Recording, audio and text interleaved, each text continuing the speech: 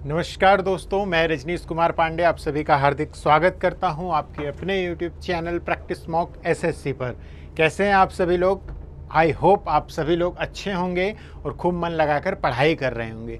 प्यारे दोस्तों, आज मैं आप लोगों के लिए फिर से 10 इम्पोर्टेंट क्वेश्चन का कलेक्शंस लेकर आया हूं। साथ ही साथ वन लाइनर जो डेली चर्चा में है, इंटरनेशनल और नेशनल दोनों सिनेरियो में आप लोगों के लिए इम्पोर्टेंट है। 5 वन लाइनर क्वेश्चन भी लेके आया हूँ। ये सारी चीज़ें विद स्टैटिक पार्ट लेकर आया हूँ। तो आप प्लीज़ बने रहिएगा, जुड़े रहिएगा चैनल के साथ, खूब मन लगाकर पढ़ाई करते रहिएगा। आज की शुरुआत करता हूँ प्यारे दोस्तों 2 चंद लाइनों से, और कहीं ना कहीं वो आप लोगों को अच्छी लगेगी।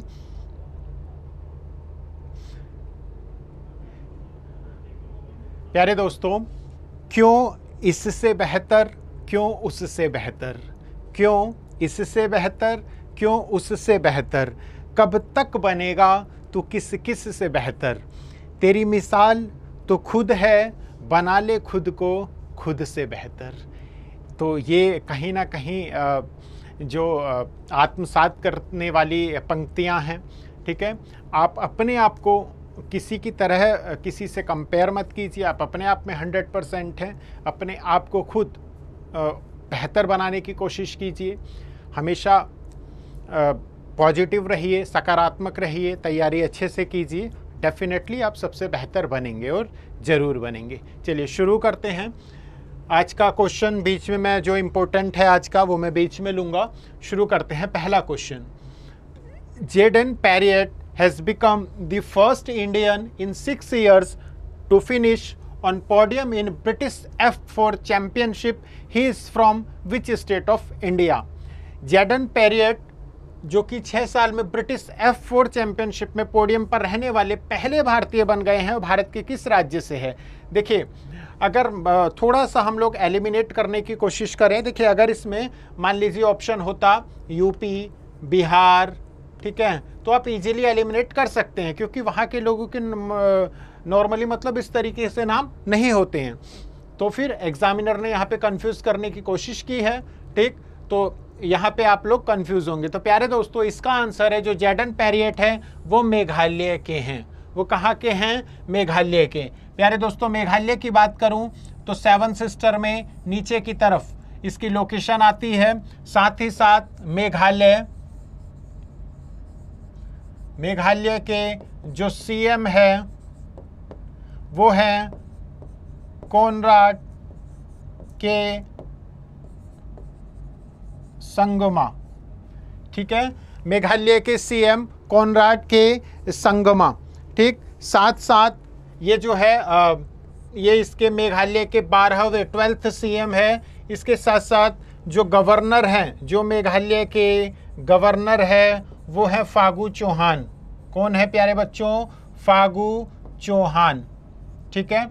और मेघालय की कैपिटल की बात करूं तो वो है प्यारे दोस्तों शिलोंग, ठीक है। याद रखिएगा, मेघालय को हमने पहले भी पढ़ा है। लगभग सबसे ज़्यादा कन्फ्यूज़न आप लोगों को state with capital north east में होती है, ठीक है, जो हमारे पूर्वोत्तर के राज्य हैं वहाँ। तो मैं आप लोगों को एक बार को यूपी आप सभी को याद है, मैं नहीं करवाऊँगा, लेकिन 7 स्टेट लगभग हमने अब तक की क्लास में सबको पढ़ लिया, किसकी कैपिटल क्या है, सीएम कौन है, गवर्नर कौन है, ये सारी चीज़ें, ठीक। तो ध्यान से पढ़ते रहिए, नोट करते रहिए। Jadon पैरियट has become the first Indian in 6 years to finish on podium in British F4 championship recently, ठीक है, इन्हें याद रखिएगा। और he is only the second Indian to get an international podium in a टाटूस F4 car after कुशमैनी podium in 2017. He hails from Meghalaya. Next question. Recently, RINL has bagged the Ministry of Steel's Ispat राजभाषा सम्मान first prize of the year 2021 to 2022। हाल ही में RINL ने वर्ष 2021-22 के लिए इस्पात मंत्रालय का इस्पात राजभाषा सम्मान प्रथम पुरस्कार प्राप्त किया है। तो इसमें आपको बताना है कि who is the CMD of RINL। तो प्यारे दोस्तों, अतुल भट्ट CMD है किसके?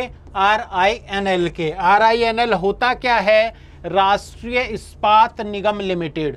ठीक है, इसमें जो इसके जो CMD है वो है अतुल भट्ट, और राष्ट्रीय इस्पात निगम लिमिटेड का जो हेडक्वार्टर है वो है विशाखापट्टनम, आंध्र प्रदेश में। ठीक है, तो याद आप लोगों को ये रखना है कि ये award ministry of state for steel Faggan Singh Kulaste की अध्यक्षता में ये दिया गया था।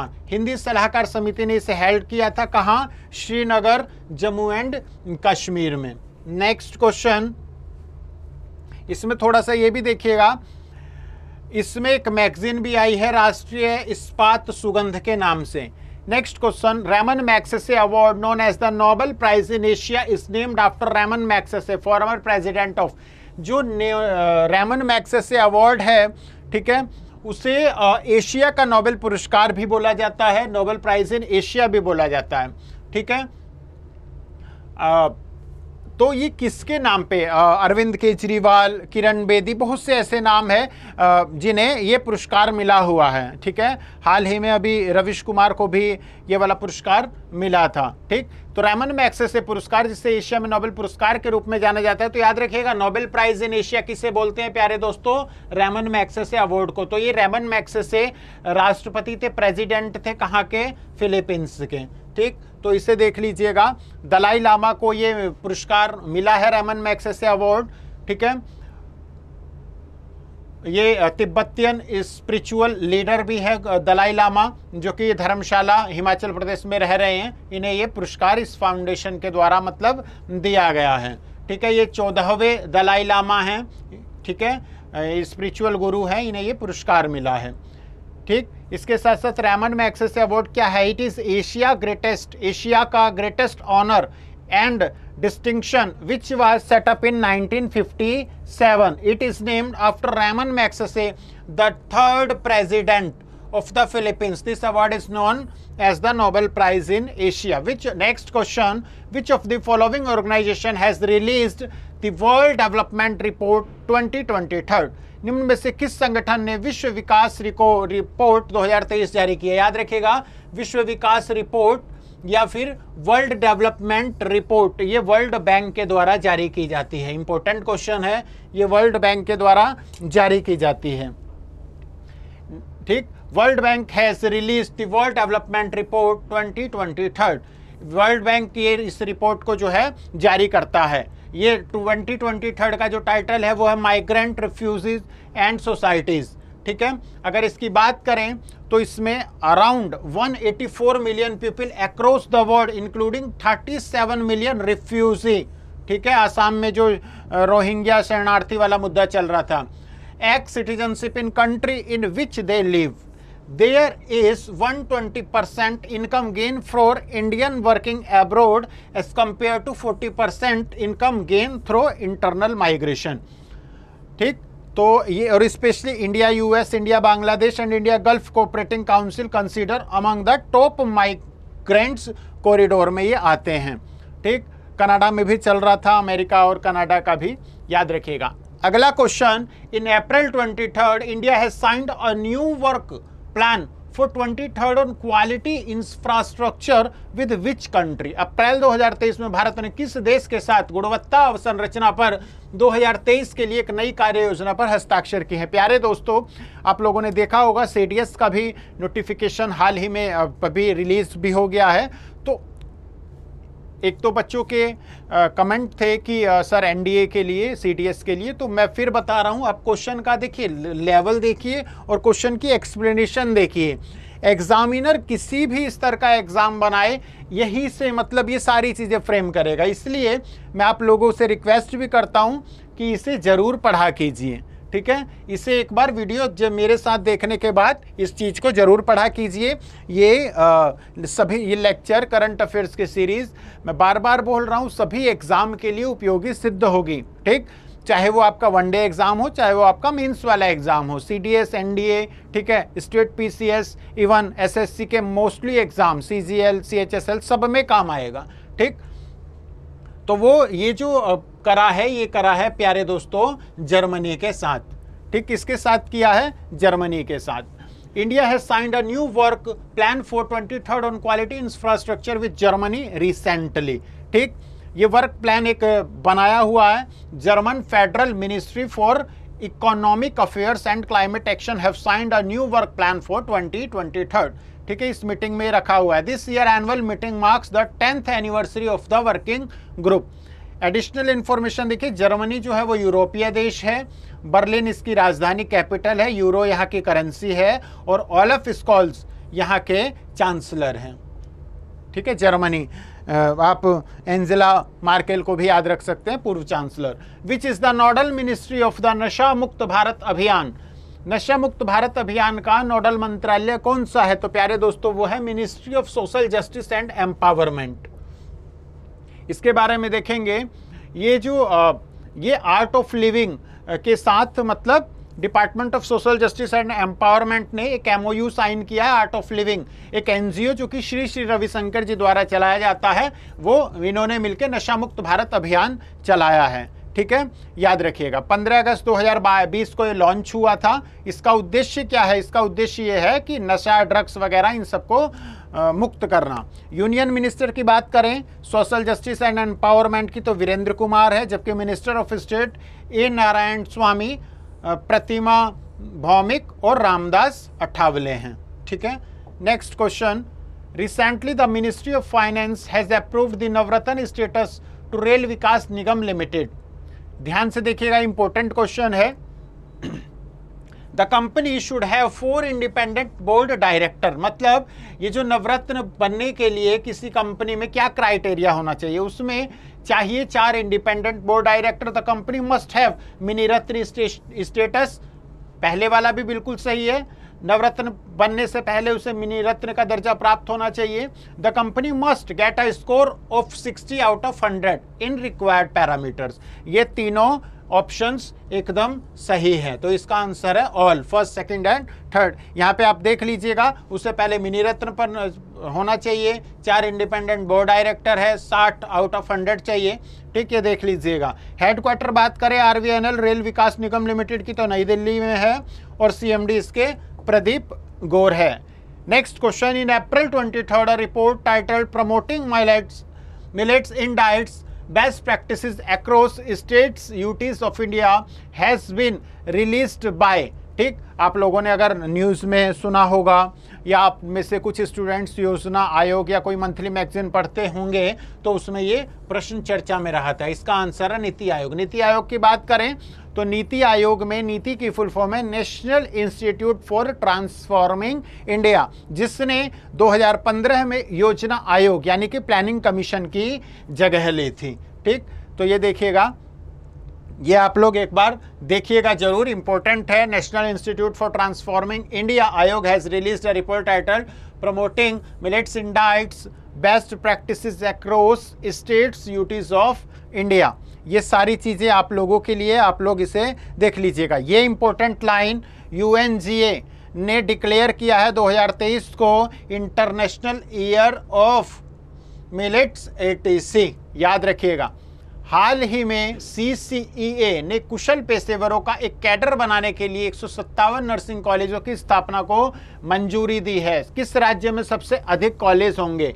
Recently, CCEA has approved the establishment of 157 nursing colleges to create a cadre of skilled professionals. Which among the following state will have the maximum number of colleges? देखिए, जब maximum की बात आ जाती है ना, और उसमें यूपी दिया हो, तो कई हद तक मतलब संभावना रहती है कि उसका उत्तर यूपी ही होगा। तो इसका उत्तर भी उत्तर प्रदेश है। इसका आंसर भी क्या है प्यारे दोस्तों? उत्तर प्रदेश। अगर मैं बात करूं CCEA की, तो cabinet committee on economic affairs has approved the establishment of 157 nursing colleges, जो कि 1570 करोड़ में बनेगा, जिसमें सबसे ज़्यादा उत्तर प्रदेश में 27 कॉलेज होंगे, उसके बाद राजस्थान में 23 और फिर मध्य प्रदेश में 14 कॉलेज होंगे। ठीक है, $50 बिलियन 2030 तक, मतलब इसमें इस मदद की राशि एक तरह से दी जाएगी इन्हें। ठीक, अगला question. World day for safety and health at work is observed annually across the globe on which date? ठीक, इसका आंसर है 28 अप्रैल। ठीक, वर्ल्ड डे की बात करें अगर हम काम पर सुरक्षा और स्वास्थ्य के लिए, यदि आप मान लीजिए कहीं काम पर जा रहे हैं, रोजगार पे जा रहे हैं, तो आपकी सुरक्षा और स्वास्थ्य के लिए भी एक इंटरनेशनल डे मनाया जाता है 28 अप्रैल को। ठीक है, याद रखिएगा। इस बार की थीम है a safe and healthy working environment as a fundamental principle and right at work. याद रखिएगा, राइट वाली बात बहुत चल रही है। राइट टू वॉक, चलने का अधिकार किसने दिया? प्रीवियस क्लास में बता चुका हूं, जल्दी से मुझे कमेंट कर दीजिए अभी और मुझे आंसर जरूर बताइएगा। ठीक, ILO की बात करें प्यारे दोस्तों, ILO की बात करें इंटरनेशनल लेबर ऑर्गेनाइजेशन की, तो ये 1919 में, और 1919 में पंजाब में क्या हुआ था? बहुत ही महत्वपूर्ण घटना, इसका भी मुझे आप लोगों को उत्तर बताना है। हेडक्वार्टर की बात करें, जेनेवा स्विट्जरलैंड में ILO का हेडक्वार्टर है। डायरेक्टर जनरल है इसके गिलबर्ट F होंगबो। ठीक, तो ये आई होप आप लोगों को समझ में आया होगा। ठीक, आप लोगों को समझ में आया होगा। ये 10 महत्वपूर्ण प्रश्न थे जो आप लोगों को नोट भी करने हैं और समझने भी हैं, और इनकी जो पीछे ऑन स्क्रीन पे लिखा हुआ वहाँ से भी आप लोगों को पढ़ के नोट्स अपना तैयार करना है। तो चलिए शुरू करते हैं कुछ वन लाइनर क्वेश्चन। सबसे पहला क्वेश्चन,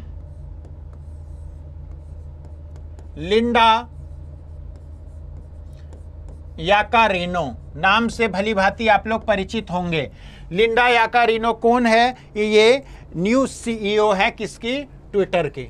याद रखिएगा, ट्विटर की CEO, जिन्हें हाल ही में मतलब नियुक्त किया है, अपॉइंट किया है। और ट्विटर किसके अंडर में है वो आप लोग कमेंट के माध्यम से बताइए, यानी कि इन्हें किसने इन्हें नियुक्त किया, ये आप लोगों को कमेंट के माध्यम से बताना है।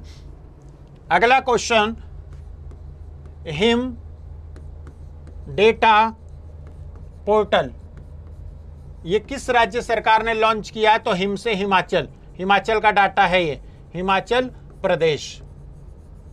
इसके CM कौन है? सुखविंदर सिंह सुक्खू। याद रखिएगा। ठीक, तो लिंडा याकारिनो और हिम डाटा पोर्टल ये किसने किया है, ये आप लोगों को बताना है। इसके साथ साथ अभी UPSC के यूनियन पब्लिक सर्विस कमीशन संघ लोक सेवा आयोग के चेयरमैन बने हैं, उनका नाम भी आप लोगों को पता होना चाहिए। उनका नाम है मनोज सोनी। जो बच्चे तैयारी कर रहे हैं UPSC या स्टेट PCS की, NDA की, उन सबको ये पता होना चाहिए। लगभग सभी को ये बात पता होनी चाहिए। ठीक है, UPSC के चेयरमैन, और ये सबसे कम उम्र के अब तक के चेयरमैन बने हैं, मनोज सोनी। ठीक है, इसके साथ साथ गुच्ची एक मशहूर ब्रांड है। गुच्ची ने अपना वैश्विक राजदूत, इंटरनेशनल एम्बेसडर किसे बनाया है? तो वो बनाया है आलिया भट्ट को। तो ये कुछ वन लाइनर क्वेश्चन थे जो आप लोगों के लिए थे। आई होप अच्छा लगा होगा, इंपॉर्टेंट सेशन रहा होगा, हेल्पफुल रहा होगा। प्लीज़ अगर चैनल पर नए हैं तो सब्सक्राइब किए बिना नहीं जाइए, क्योंकि डेली हमसे आप लोगों को इम्पोर्टेंट चीज़ें मिलेगी। ठीक है, और यदि आप चैनल से जुड़े हुए हैं तो प्लीज़ सेशन को शेयर कीजिए, लाइक और कमेंट जरूर कीजिएगा। ठीक, अपने दोस्तों के साथ शेयर कीजिए, खूब मन लगाकर पढ़ाई करते रहिएगा, सक्सेस जरूर मिलेगी। मिलते हैं कल के लेक्चर में, तब तक के लिए जय हिंद, जय भारत।